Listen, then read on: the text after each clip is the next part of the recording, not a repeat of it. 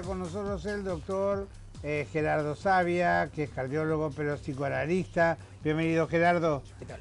Bueno, un tema que es recurrente prácticamente en las conversaciones cotidianas, ¿no? La cantidad de psicofármacos que se consumen en este país. ¿Cuál es el grado de alienación en el que estamos como para llegar a estar primeros en el mundo, o primero, casi ¿no? primeros Casi en primero, el ¿no? consumo de psicofármacos, siendo que Argentina es el país que, si usted hace una estadística en el mundo, es el que más psicoanalistas y psicólogos tiene por cantidad de habitantes. Y si usted analiza el tipo de población económicamente que más tiene acceso a los psicofármacos, es la que puede acceder a una terapia psicoanalítica o psicológica. Así que las causas son... Y así todos no andamos como debiéramos, porque si tomando y teniendo tantos psicoanalistas, estamos a los tumbos. Y las causas son múltiples, qué sé yo, el síntoma... Acá hay algo mal que no anda bien. Sí, seguro. Las causas son múltiples, porque el síntoma, qué sé yo, ansiedad, malestar, depresión o lo que fuera, es como cuando usted se le hace una gotera en el techo y entra agua. Lo lógico sería repararla. ¿Qué hace la persona? Le pone un balde a la gotera. Eso es el equivalente al psicofármaco.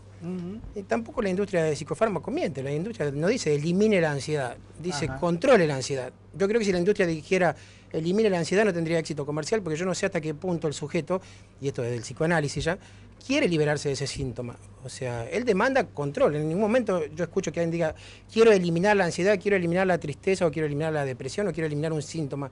Porque creo que el sujeto no está dispuesto a abandonar ese síntoma tan fácilmente. Que quiere convivir con la mejor, la mejor calidad de vida sin que le sea tan nocivo. Exactamente, pero no sé si exactamente el psicofármaco es el medio adecuado, ¿no? para lograr ese objetivo, porque él lo que quiere, en el fondo, es ser normal. A mí me dicen, yo quiero ser normal, qué sé yo, pero resulta ser que un montón de expresiones de la subjetividad humana, que es precisamente lo que nos diferencian del real biológico salvaje del animal, son esas cuestiones que son de todos los días, que son subjetivas y que nos hacen humanos, y recortar eso, esa vuelta tan comentada hacia lo natural, que yo creo que es un speech hasta peligroso, lo que nos hacen es volver un poco a al real, al animal salvaje, porque precisamente son esas enorme variedad de sensaciones las que nos hacen humanos. Yo no digo que no haya que tratarlas, y creo que hay que tratarlas cuando realmente se transforman en un síntoma que nos tortura, con psicoterapia, psicoanálisis o lo que más le guste. Pero querer recortar esto para ser normal es preocupante. Preocupante porque uno lo ve, esa tendencia a ser normal en las revistas, sea un padre normal, sea un amante normal, sea un marido normal. En el fondo, ese normal es recortar todo para que nos parezcamos cada vez más al real, al animal salvaje, y creo que eso no es bueno, para nada. Si tuviera que hacer una evaluación acerca de cuáles son los psicofármacos a los que uno más recurre, ¿qué falencias estamos tratando de tapar? ¿Se tiene más o menos un grado de...? Se sabe cómo actúan, o en qué parte actúan, qué efecto tienen, y bueno, el tema de la falencia ya es para trabajarlo en análisis o en terapia, pero uno puede hacerse una idea. Pero sabe si es angustia, si es sí, ansiedad. Angustia fundamentalmente, angustia y ansiedad. Después están los antidepresivos, obviamente, que son para las personas, fueron creados para las personas deprimidas verdaderamente, no para el que se siente desganado un día X a la mañana, pero los que más se usan son los tranquilizantes comunes, el tipo clonazepam, por ejemplo, los más utilizados, porque el tema es sencillo. La amígdala, que es una parte del cerebro que la compartimos con los animales, es un órgano que dispara ante situaciones de alarma o de peligro que el ser humano interpreta como peligrosa, independientemente de que sean o no, y genera toda una sensación de terror, ¿no? Lo que llamaríamos un estado de angustia. El ser humano, como un ser racional, trata con la corteza cerebral de controlarla y de darle un aire de racionalidad, como diciéndole, bueno, acá no hay ningún león que te va a comer. Pero a veces la corteza cerebral no alcanza a contener esto desde lo racional, entonces los tranquilizantes lo que hacen es potenciar ese efecto controlador sobre la amígdala. Si la amígdala se libera, nos transformamos en una persona que ante la menor amenaza de lo que fuere reacciona o atacando o con una conducta totalmente evasiva. Recuerdo el personaje del perro de los dibujos animados, Coraje, el perro cobarde. Ese era una víctima de la amígdala disparaba y disparaba y disparaba y él no podía hacer absolutamente nada. Entonces, bueno, un poco el cerebro lo que hace, la corteza cerebral, es controlar esos disparos descontrolados. Pero bueno, el medicamento sirve para salir del paso, sirve y mucho. Incluso en una terapia psicoanalítica a veces es tan fuerte el bombardeo, ya no sé si de la amígdala o de todo lo que se empieza a destapar, que a veces la persona entra en un estado de angustia que hasta podría ser hasta contraproducente, y el psicofármaco incluso sirve, controlado por un médico psiquiatra o por un médico clínico, pero como para salir del paso. Bueno, eso es en el caso de que haya una prescripción puntual desde lo médico o desde lo psicoanalítico. Pero como estamos acostumbrados también que vemos que los argentinos hablamos con una ligereza y liviandad de ingerir determinado tipo de medicamento, en esto la automedicación tiene una incidencia realmente importante. Sí, eso es un fenómeno cultural. Usted está hasta en el colectivo, qué sé yo, un amigo le dice, che, tomate esto. En el avión, usted tiene miedo a volar, tomate esto, tomate trabajo la lengua que vas a volar tranquilo. Entonces, bueno, es un fenómeno cultural, es propio de nuestra cultura eso, la cultura de querer tapar todo síntoma con la pastillita mágica. Ahora, hablando de pastillita mágica, digo, hay como una adicción al consumo de medicamentos. Yo no sé en el ranking internacional qué lugar ocupamos nosotros, pero primero vamos siempre. a ser, junto con Woody Allen, de los primeros que consumimos medicamentos. Sí, sí, vamos primero. Digo Woody Allen porque o primero o vamos compartiendo la punta. En las películas siempre Woody Allen anda con un frasquito de pastillas para esto, para lo otro. Sí, pero creo que el concepto es un concepto mundial, ¿no? De tapar todo síntoma con la pastillita mágica. O sea, no ir al fondo de la cuestión porque no tengo tiempo, porque la sociedad me exige que rinda y yo no me puedo demorar en esto y tengo que. Pero también tiene que ver con el concepto de normalidad generado por la sociedad capitalista para que el individuo pueda de alguna manera insertarse, ¿no? La semana pasada, hablando de pastillita mágica, habíamos casi colateralmente hablado de una pastillita mágica que tiene que ver con la sexualidad hoy por hoy,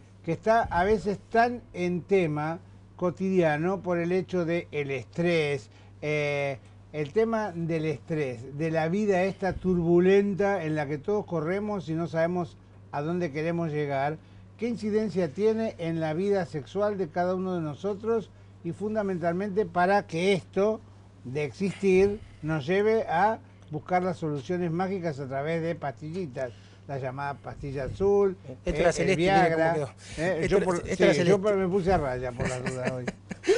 Sí, le doy dos visiones. Una, la parte, digamos, médica, de cómo actúa el sildenafil y cómo fue creado. Sí, fue el Viagra. Sí, el Viagra, para que todos entiendan. Fue creado para personas con problemas orgánicos y con excelentes resultados. El sildenafil ha dado resultados bárbaros en las personas que tenían problemas sexuales de origen orgánico. Ahora, querer tapar la falta de deseo con el sildenafil... No se toma nadie, para que quede claro, tomar la pastilla no significa que va a tener el deseo sexual. Para nada, para nada. Yo creo que es al revés. O sea, yo creo que la persona... Si hay una asexualidad o una falta de deseo, esto no lo va a modificar. Para nada. Incluso podría llegar a ser contraproducente, porque la persona...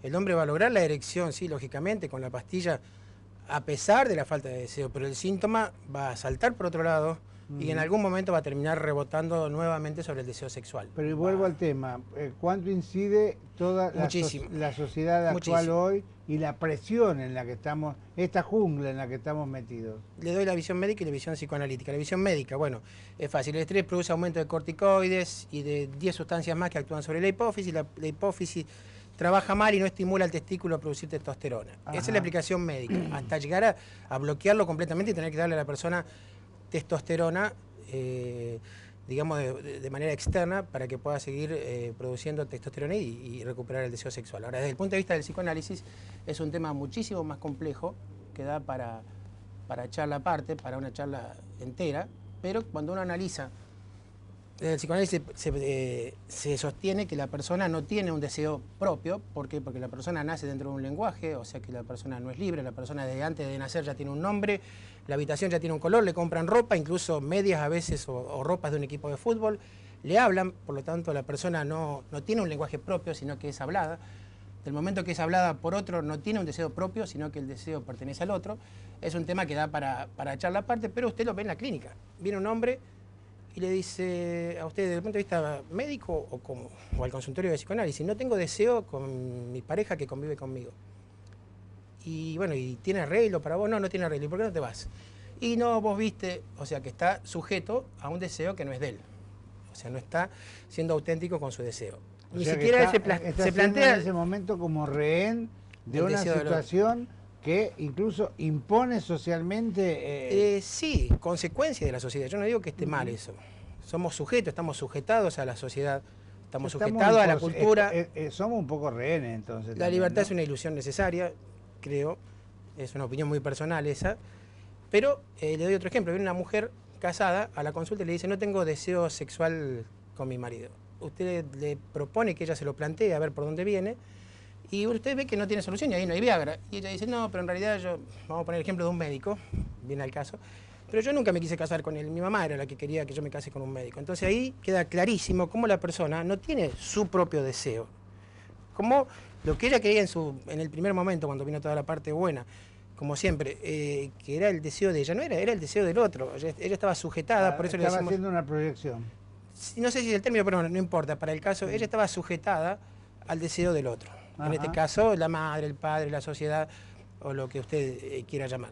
Entonces, si no lo analizamos desde ese lugar, de que la persona no solo no es libre, de que la persona no sabe lo que dice, porque desde que nace no habla ella primera, sino que es hablado por otro, es muy difícil determinar qué es lo que desea, o por lo menos qué es lo que le hace feliz. Yo me conformaría con que encuentre lo que le hace feliz, no sé si lo que desea, porque eso requiere un análisis mucho más profundo para ver de dónde viene su deseo, ¿no? Entonces, creo que tiene que ser visto desde ese punto de vista y tomado con la seriedad que requiere, porque va la felicidad de la persona y después la persona empieza con conductas autodestructivas, que se fuma 2 paquetes de cigarrillos por día y que se emborrache y que, bueno, un montón de cosas más que sabemos que tienen que ver. La proyección venía a cuento, no la proyección personal, digo, estaba proyectando el deseo de quien la había inducido a esa situación. Absolutamente, exactamente. Ahí, exactamente, ahí. exactamente. No era la proyección de ella, sino de la otra persona. Digo, en una sociedad como la nuestra, formada de acuerdo a un sistema donde la religión ha pesado mucho, fundamentalmente en determinadas generaciones. Hoy por hoy las juventud a lo mejor tiene menos incidencia de lo que pesa la iglesia, las iglesias en general, las formaciones cristocéntricas que hemos tenido en Occidente, de alguna manera asociar las libertades sexuales con el pecado y demás. ¿De qué manera inciden en nuestra relación con el sexo a través del deseo? Desde el punto de vista del psicoanálisis, yo no creo que jueguen en contra para nada. Creo que las prohibiciones, tanto de la familia como de la sociedad o de la iglesia, son consecuencias de que hablamos, de que nos podemos comunicar a través del lenguaje. Entonces hay algo previo a esas instituciones que es el verdadero culpable de todo, que es el que generó esa represión, ¿no?, necesaria para que el sujeto se estructure, mal, bien o regular, pero estructurado. Sacarle de golpe esas estructuras que actúan como broche al sujeto podría llegar de golpe a desestructurarlo, al punto tal de que si se borrara de nuestra memoria social todas esas represiones que vienen de la familia, la iglesia y demás, habría que inventarlas de vuelta, por lo menos transitoriamente, hasta replantearlos cómo empezamos de vuelta, porque no podríamos vivir sin eso. ¿Por qué? Porque estamos dentro del lenguaje y es el lenguaje el culpable de haberlas creado. Y dentro del lenguaje nosotros tenemos que arreglárnosla para ver cómo salimos de eso y volvemos a entrar de vuelta, porque sin esa estructura no podemos funcionar, sin los límites que nos impone el lenguaje. No se sabe cuándo empezó el lenguaje, pero se supone que es cuando el ser humano dejó de ser nómade, se formó la vida sedentaria y empezaron las prohibiciones. Uno las ve mal hoy, pero las prohibiciones son las que también permitieron construir esta sociedad que tenemos, con todo lo bueno y también con todo lo malo. Encontramos un malo de la película acá, que es el lenguaje. No decimos que esté mal, decimos que hay que salir y volver a entrar, porque no podemos estar fuera, pero de una manera menos mortífera tal vez. Esa sería un poco la idea.